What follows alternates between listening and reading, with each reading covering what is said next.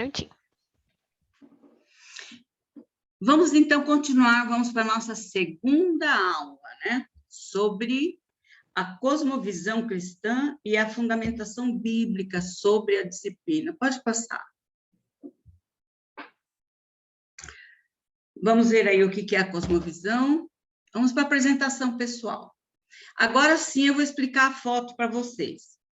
Quando eu comecei a estudar sobre disciplina, e falando sobre criança e tal, eu estou convivendo com os meus bisnetos. Eu tenho já 7 bisnetos, e com 3 eu convivo mais de perto, que é todo dia, e os outros eu vejo, assim, algumas vezes, né? Algumas vezes no ano, vou passar uns dias com eles, e conheço bem. Mas eu comecei a estudar disciplina e lembrei deles. Em algumas situações que eu já tinha comentado com os pais deles, né? Porque como professora, né? Não como avó, viu? Mas como professora eu sei que eu não tenho como corrigir meus bisnetos, né? Não é o que eu quero falar aqui, não. Mas eu quero pensar assim, o que me fez mais estudar a respeito, né? A Luísa é a segunda da direita para a esquerda, essa que está com o vestidinho bordô. A Luísa vai fazer 4 anos, ela está no pré-1, né? E aliás, não é pré-1, acho que já é pré-3. A minha temporada era pré-1, mas ela tem 4 anos. E é muito interessante quando ela é pega fazendo alguma coisa, né? A Luísa faz caras e bocas. O rosto dela é tão expressivo quando ela vai falar sobre o que ela fez, qualquer coisa, né? É uma fala tranquila. Ela fala para a mamãe, não fui eu, não fiz, mamãe. Tranquila ali, né? Agora, quando a coisa pega, quando fica mais difícil, assim, quando aperta o negócio, né? Ela chora. Mas não cai uma lágrima. Ela chora, chora, chora, mas não cai uma lágrima dela. A Alice, a pequenininha que está no meu colo, a Alice vai fazer 2 anos. Está linda, falando de tudo. E a Alice, então, sabe o que ela faz? Ela disfarça. Ela está sentadinha, às vezes, fazendo alguma coisa, brincando, e ela faz alguma coisa que não devia fazer, porque ela sabe que não era para fazer aquilo. Então, ela olha para cima, olha do lado e tal, assim, sabe? E dá uma risadinha, como se a risada dela fosse a salvação de tudo. O Daniel, que é esse que está depois da Alice aí, de camisinha com umas pintinhas aí, o Daniel, este é um número à parte. Lindo, lindo, lindo. É porque é meu bisneto, né? Ele dá o tapa e esconde a mão. Foi a Rafaela. A Rafaela. Não fui eu, mamãe. Fiz nada. Ele corre, ele sai do lugar correndo, voando, para ele não ser pego em flagrante. E não chora, não. Se for chamado a atenção, ele fica afirmando e tal. A mãe tem um trabalhão para ele entender que se ele fez, precisa pedir perdão, se causou, se ele machucou, se teve alguma coisa, precisa pedir perdão para a irmã dele, precisa se consertar, e isso leva um tempo. Porque ele, como outras crianças que choram, ficam ali com medo, qualquer coisa, ele não chora. Então, eu fiquei pensando, em cada um tem a sua individualidade, né? E eles me deram, assim, uma inspiração para estudar mais. Falei, eu quero conversar depois com os meus netos, né? Com os pais, para demonstrar algumas coisas. Eu contei para o pai que eu ia fazer isso, né? Ele falou, o que você vai contar, vó? Falei, não vou falar nada que vai ser desagradável. Pode ficar tranquilo que a avó vai falar só o que eu falo aqui na mesa mesmo com vocês, né? Brinco com eles e tudo. Mas foi até interessante. Mas pode passar para mim? Né? Pode passar. O texto básico que eu peguei para a nossa aula de hoje é o texto de Provérbios 16:32, que diz assim, ó, melhor é o longânimo que o herói de guerra. o que domina o seu espírito do que o que toma uma cidade. Pegando a palavra-chave desse texto aí, que é longânimo, né? Quer dizer, ter um ânimo longo, um ânimo, sabe? Um ânimo que você pode esticar, resiliente, né? Melhor é esse do que o herói da guerra. Porque o herói da guerra, ele age sem pensar ali, ele está ali naquele momento, é viver ou morrer. Ele não está nem pensando, mas é guerra, né? É só esse momento ali de guerra, né? E quantos sofrem com essa situação depois, né? E o que domina o seu espírito do que aquele que toma uma cidade. O que tem domínio do seu espírito, né, é melhor do que aquele que toma uma cidade, porque muitas vezes a cidade é tomada por violência. E o longânimo, ele não entra em violência, de jeito nenhum, né? A ideia guia, olha, só quando o homem entende e recebe com alegria a palavra de Deus, ele conseguirá dominar-se em qualquer situação e conquistará o governo de si próprio. Eu falo isso aqui por mim. Quando eu entendi a palavra, né? Quando eu aprendi os princípios, entendi a palavra, teve uma mudança assim total.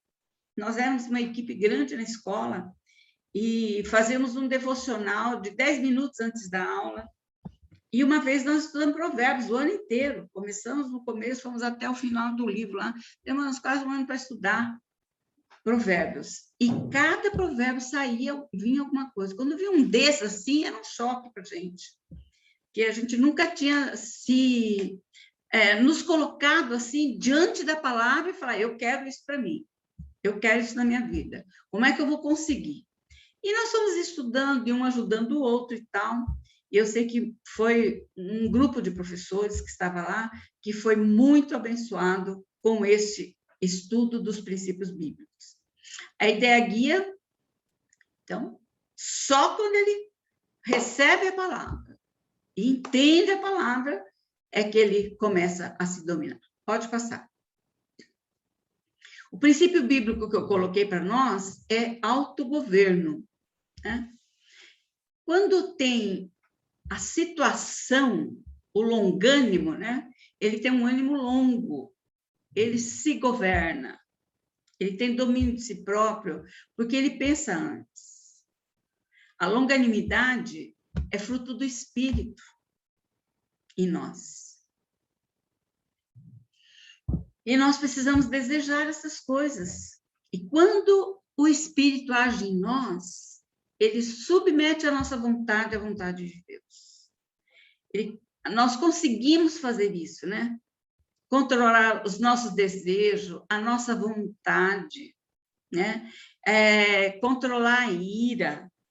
Nós conseguimos ter controle da nossa vida, controle de situações, controle das emoções.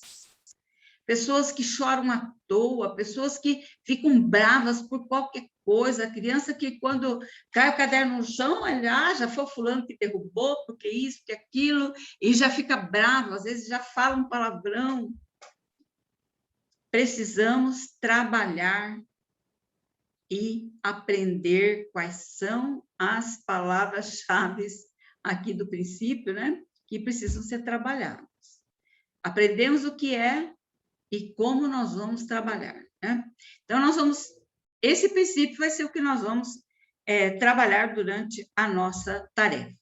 Pode passar. Raciocinar ou relacionar. Pus aqui de novo o versículo, né? Então, veja bem, nós vamos pensar em educação, a disciplina e educação, né? Como a disciplina significa ensinar também, né? Eu coloquei ela antes aqui. E é a nossa palavra-chave, né? Nós vivemos uma época de uma desvalorização da figura de autoridade, de falta de compromisso da família, né? E a escola, que não teria que trabalhar nessa parte de educação da criança, né? Da disciplina, ela vai ter que fazer, ela tem que se submeter a isso, né? Passa para mim o próximo. Veja lá. Se você for ver a filosofia de hoje, pega um sistema, um livro de filosofia que fale sobre a filosofia até os dias de hoje, né? Ela salienta que é uma era moderna. Estamos vivendo uma era pós-moderna até já. E o que aconteceu com essa mudança da disciplina, com essa mudança da filosofia que vinha acontecendo antes dessa era pós-moderna, ou mesmo antes da era moderna. O que aconteceu com essa filosofia? Eu foquei aqui. Tempos modernos trazem mudança de pensamentos. O homem vive, ele está, vamos pensar assim, o homem está vivendo tempos diferentes e tal, e o dia a dia disso, fora da palavra de Deus, trazem mudanças de pensamento. O que ele aprendeu em casa, que foi razão da educação dele, ele já não vai considerar com os filhos aqui. Ele acha que não precisa mais daquilo tudo. Perdeu o valor que tinha. A família tem uma dificuldade grande de falar não. E depois não querem que fale não com a criança, porque a criança pode ficar, né, marcada com isso. Isso vai trazer problemas. Ela fica indignada. Onde já se viu falar não para ela? Que ela não pode isso, não pode fazer aquilo, né? E a palavra não, ela é suavizada de tal maneira que as crianças não sabem o significado de não. Se você fala não, ela vai indo de pouquinho em pouquinho, de repente ela está fazendo de novo. Ela não sabe o significado da palavra não, porque em casa não se usa a palavra não, já para não ter, para a criança não ficar marcada, não ficar estigmatizado com alguma coisa, né? Agora, qual é o método de Deus?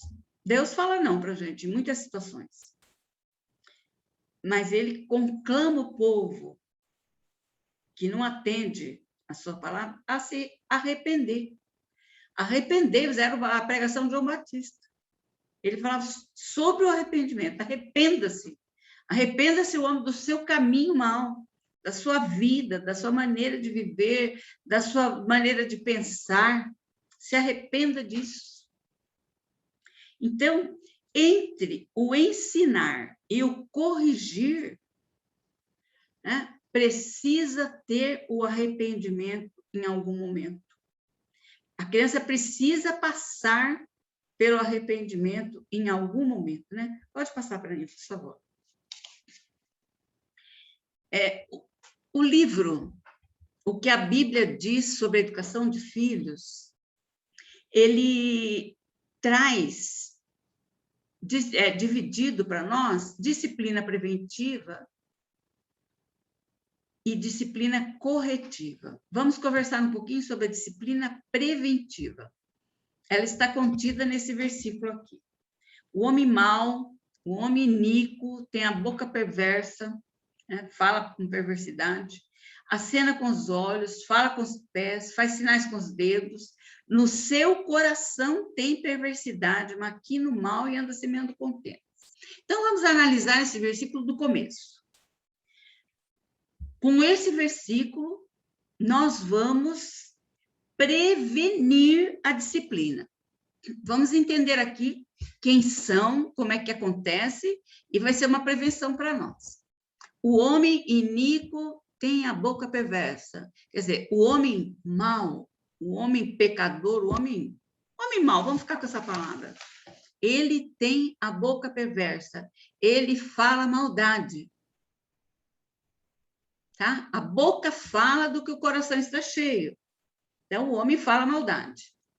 Ele acena com os olhos são muito expressivos, né? E a Bíblia diz que os olhos são a luz do corpo.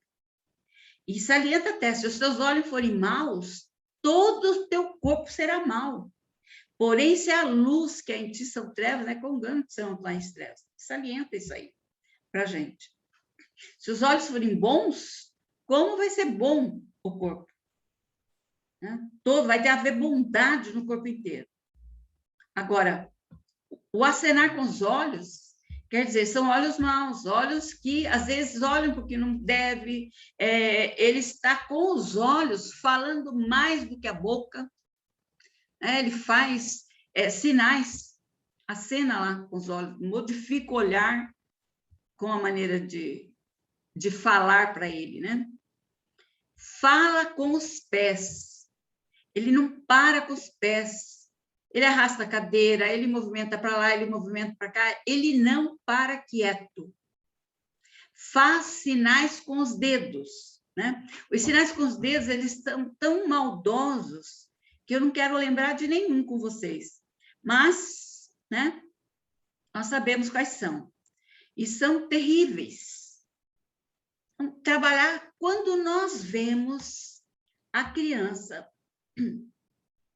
com essas ações, né, nós vamos ver que internamente, o texto diz, no seu coração, né, internamente, nós vimos aqui sinais externos, né? O homem que fala a perversidade, acena com os olhos, fala com os pés e faz sinais com os dedos. Quer dizer, isso aqui é externo, você está vendo. No seu coração tem perversidade, ele maquina o mal e anda semeando contendas. Analisa comigo aqui, olha. No seu coração tem maldade, perversidade. Ele maquina o mal. O que é maquinar o mal? É pensar, construir o mal na sua mente. Como que eu vou fazer para causar mal para o outro, para o amigo, para o inimigo, sei lá o que ele quer, mas o coração dele já está cheio de perversidade e ele faz isso. Ele maquina o mal e ele semeia contendas. Ele faz questão de jogar palavras, de falar coisas, né, que possam causar contendas, possam causar disputas, brigas. Você percebe? Nós estamos falando da parte interna, que é o coração, onde estão todas as coisas ali, e ela fala quais são os sinais externos da perversidade do homem, da maldade do homem. E nós vemos isso aqui em algumas crianças. Crianças que não conseguem parar. Geralmente, a criança que não para já recebe um título, às vezes, né, que não, às vezes nem cabe para ela. Todo mundo fala o que ela possa ser ali, né? E às vezes nem é tão para aquela criança. Mas nós precisamos olhar com cuidado, porque nós estamos falando de uma disciplina preventiva. Porque eu vou ter que trabalhar com isso, sabe? Os princípios têm que entrar aqui para falar, para a criança entender que o coração, né? A boca fala do que o coração está cheio. Se eu não tenho boas palavras no meu coração, se eu não tenho bondade, mansidão no meu coração, no meu interior, eu não vou pôr para fora isso, eu vou pôr para fora maldade, eu vou machucar os outros, eu vou causar contendas, eu vou brigar, eu vou resolver as coisas no soco. Porque tem criança que a primeira coisa que ele faz é aprontar um soco para dar no outro, né? Então, precisa ser trabalhado o coração dele, precisa ser observado lá a individualidade dele, ele não acredita nele, ele não sabe que ele é capaz, né? Ele só tem força para o mal, mas ele não sabe que ele é capaz de fazer o que é bom. E o professor vai ter que trabalhar com essa criança para que ela faça aquilo que é bom, né? Veja só, quando nós falamos dessa educação, nós vamos salientar o ensino que o homem está tendo nos dias de hoje. Sabe, muitas escolas, os pais, as famílias estão ausentes. Sabe, a família abriu mão da sua função de educar, não quer saber. A escola faz, e daí ela vai lá na escola e reclama do que a criança faz em casa. Vai lá e fala para o professor, meu filho hoje chegou da escola tão bravo que ele falou isso, isso, isso. O que aconteceu? Né? O que aconteceu com o meu filho que ele ficou bravo? Né? Sabe, você pode perguntar até de uma outra forma, professora, qual foi o problema que meu filho causou? Eu quero saber porque eu preciso corrigir. Ele chegou muito bravo em casa, eu não gosto que ele fique desse jeito, né? Então, eu quero saber o que eu tenho que trabalhar com ele ainda, para trazer um pouco de mansidão para ele, né? Para ele olhar para as coisas com bondade. Mas, de fato, as famílias, às vezes, já abriram mão, já deixaram para lá e não querem mais saber, né? Então, observar isso aqui, que precisa ser tratado aqui. O interior, precisa ser falado do amor, do arrependimento que nós precisamos ter, da mudança de vida, sabe? Da mudança de palavras, eu preciso mudar o meu linguajar, sabe? As palavras que eu falo não são palavras boas, né? Então, aí, olha, observar, a palavra pode matar. A Bíblia diz, né? Eu falo palavras de vida e não de morte. Então, vamos observar isso para... Eu estou falando só da fala aqui, mas até nos olhos. Os olhos são a luz do corpo. Os meus olhos precisam ser bons. O meu olhar para o meu amigo precisa ser de bondade. Não um olhar que está perscrutando lá no fundo, parece que está fazendo uma análise no interior da pessoa, às vezes. De tão maldoso que é o nosso olhar. Né? Então, vamos observar nisso, né? E tratar disso como sinais de indisciplina. Quando eu vou aplicar os princípios, eu preciso olhar para isso, que isso são sinais de indisciplina, né? E como que eu trato isso? Eu preciso ter, sabe, um coração bondoso, uma palavra mansa, porque a maldade você trata com bondade, você vai usar o inverso, né? Acho que bondade se trata com bondade, a maldade se trata com bondade, com mansidão, com uma palavra que abençoe a pessoa, sabe? Um olhar manso, um olhar de bondade também. Uma pessoa que senta, que fica ali quietinha, tranquila, com a criança, a hora que você estiver falando com a criança, né? Se mantenha, olhe para você, para a tua maneira de se comportar, porque de repente você está fazendo as mesmas coisas ali, sem perceber, né? Então, olhar para isso. E ainda, se você tiver que repetir com a criança essa correção, você vai ter uma fala mais séria. Sabe? Você não vem você vem com a bondade, mas você vem com uma palavra mais séria para aquela criança, para ela entender que as coisas não são do jeito que ele quer. Que ele não pode ditar normas. Ele não pode focar na maneira dele como se estiver pronto, né? Nessas alturas aqui, eu quero chamar a atenção de vocês para aquele professor que fica sentado e chamando a atenção da criança. E às vezes ele está aí mexendo com outras coisas e tal, e a criança está fazendo o que ele quer. Olha, professor dificilmente pode sentar. Ele tem que andar pela sala, vendo a tarefa, olhando. O andar do professor vai ser um fator que vai colaborar para que a disciplina da sala seja a melhor possível, né? Pode passar para mim, por favor? Vamos ver a disciplina corretiva. A disciplina corretiva, o livro trabalha assim, que existe a rebelião passiva e a rebelião ativa. Né? Nós vamos ver primeiro a rebelião passiva.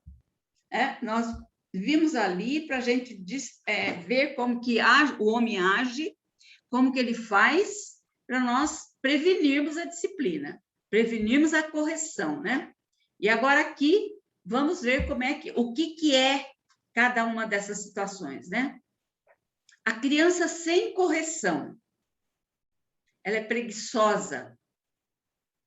Você vai ver que a criança é preguiçosa e ela é rebelde. Ela não atende o chamado, né? Essa criança só obedece da boca para fora. mas ela obedece com uma atitude má. Eu vou fazer, eu não quero fazer, mas eu vou fazer, tá? Eu vou fazer para ganhar nota, qualquer coisa assim, né? E ainda mais, às vezes eles querem obedecer de acordo com as suas condições próprias. Eu vou fazer, professora, mas se você não me der 100 nessa nota aqui, eu nunca mais faço nada. Eu vou fazer, professora, mas eu quero isso, isso, isso. Ele quer fazer uma troca, como se o trabalho desse fosse moeda de troca. Né? Só obedece nas suas próprias condições. Ou ainda, faz a metade, mal feito. Né? Nunca faz do jeito que foi pedido. Isto é uma rebelião passiva ainda. Precisa ser tratada, é rebelião, mas precisa ser tratada, né? Eu, quando vi algumas coisas aqui, eu achei já que fosse mais, já fosse ativa mesmo, né? Que desobedecer é uma atividade, é coisa que eu faço, né? Nem que eu penso. Pode passar. A rebelião ativa, o que é, de acordo com esse autor? A criança diz não para a autoridade e para as instruções. Não vou fazer. Aí ela sabe o que é não. Não vou fazer. Não quero fazer. O professor pode falar o que quiser, ele é taxativo. Não, não quero. Né? Bater em pessoas, bater nos colegas, levantar da sala dele e ir lá e jogar as coisas no chão, sabe? E bater no colega, bater no amigo, às vezes até machuca. Ele é desobediente para as autoridades. E ele sabe que ele está sendo desobediente, mas ele faz isso deliberadamente. Eu vou desobedecer. Eu não vou fazer do jeito que você quer. E tem pessoas que tratam assim até com a própria autoridade policial, autoridade de um fórum, um advogado, qualquer pessoa, o médico que está ali como autoridade no assunto, as pessoas não aceitam, mas não aceitam deliberadamente. Né? Tem acessos de raiva. Acesso de raiva quer dizer que ele não tem controle, ele não tem autogoverno, né? Ele não se controla. Tem pessoas que tremem o corpo inteiro quando está com raiva. É uma coisa tão... eu me lembro de uma pessoa falar que a boca fica amarga. Você imagina o tanto de coisas que mexem no corpo inteiro para ele ficar daquele jeito. A pessoa tem acesso de raiva, assim, e ele diz que ele nem sabe, nem vê o que vai fazer. Manipula todo mundo através disso. Quando ele fica com raiva, todo mundo quer que saia, quer que passe aquilo lá, então não pode parar, pode fazer do jeito que você quiser. Isso é manipulação, né? Outra maneira de você ver a rebelião ativa é a pessoa deixar a autoridade que está falando com ela plantada lá. Deixa a pessoa, sai da frente da pessoa, deixa a pessoa falando sozinha, não quer ouvir, vai embora. Outra coisa também da rebelião ativa é pessoas que põem apelido nos outros por vingança, por desobediência, né? E eles põem apelidos que são feios. E, às vezes, a criança, os colegas também são tão maldosos que chamam a criança por aquele apelido que o colega pôs. Então, esta é a rebelião ativa. Como que nós vamos tratar com ela, essa rebelião que causa tanto problema, né? Quando nós chegamos nessa rebelião corretiva aí, nós precisamos olhar o que nós vamos fazer com ela, né? Como que nós vamos tratar com a criança? Primeiramente, o aluno precisa saber o que se espera dele. Sabe? Você não pode, de jeito nenhum, querer que o aluno faça alguma coisa sem ele saber direito o que ele vai fazer. Né? De jeito nenhum. Ele não pode. Ele tem que saber o que você quer. E você tem que falar com todos os detalhes possíveis. Como é que ele vai escrever no caderno? O caderno precisa ficar de frente. Se ele escreve com a mão direita, como é que vai ficar o caderno? Se ele escreve com a mão esquerda, como é que vai ficar o caderno? Né? O que você quer no caderno para não tirar página e tal? Sei lá. O que você achar que é importante. Né? Então, nós temos que observar bem isso. Ainda, eu tenho que repreender essa criança para que ele se convença do seu pecado, do seu problema, da sua atitude, né? E quem convence disso é o Espírito Santo. Nós temos que orar com essa criança, abençoá-lo com o poder de Deus, com o Espírito Santo na vida dele, para que ele se convença disso e ele deseje uma mudança, né? Ele queira mudar, ele queira fazer diferente. E outra coisa que ele precisa é pedir perdão.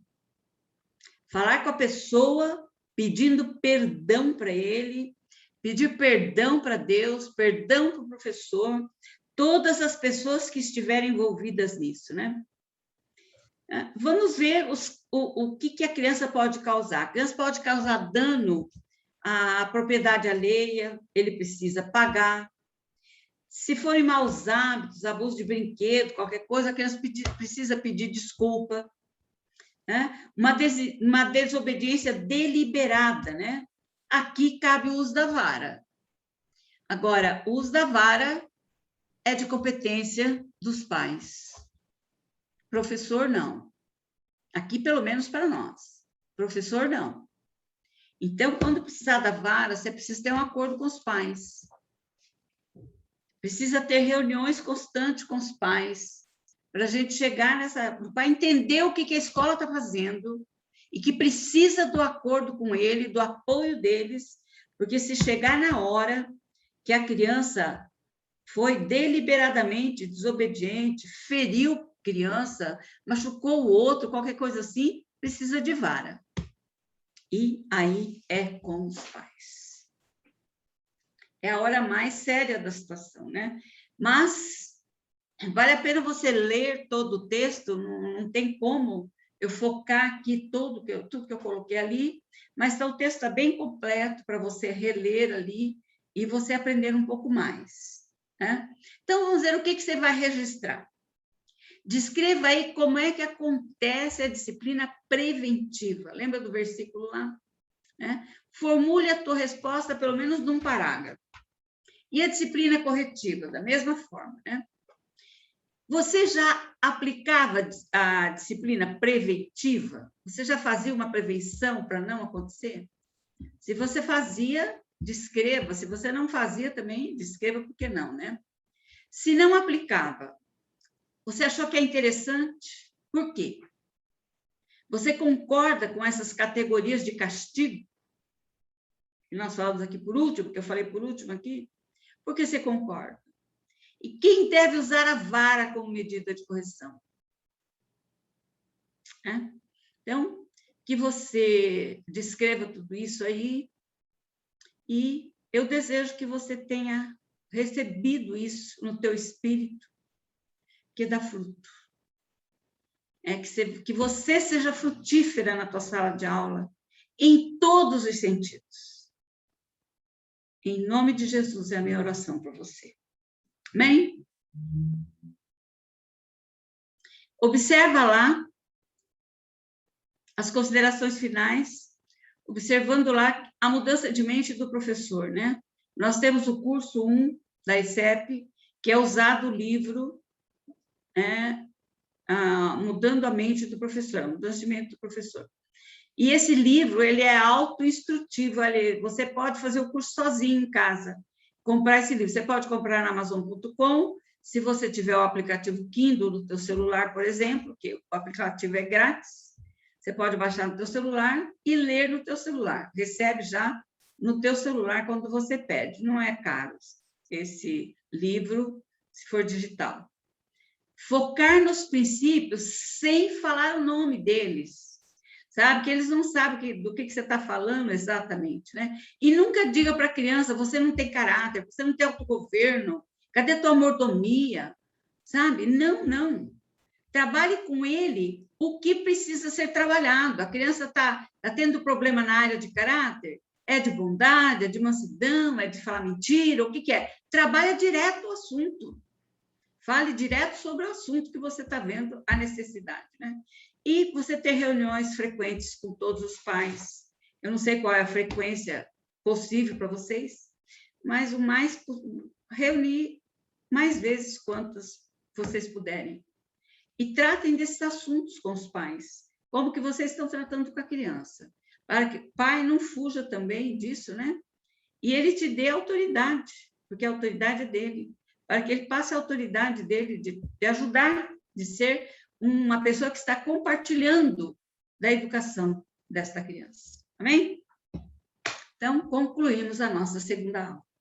Nessa segunda aula, eu acrescentei aí o item 3, que é do Paul Gelli, é o manual de treinamento para pais e mestres, né? Eu usei algumas coisas também que ele citou e valeu, eu achei muito interessante, foi das coisas que eu estudei. Eu estudei esses 3 materiais, não li totalmente os livros, não. Li as partes que eu julguei mais importantes aqui para nós nesse momento, né? Mas são coisas que eu quero voltar lá e reler.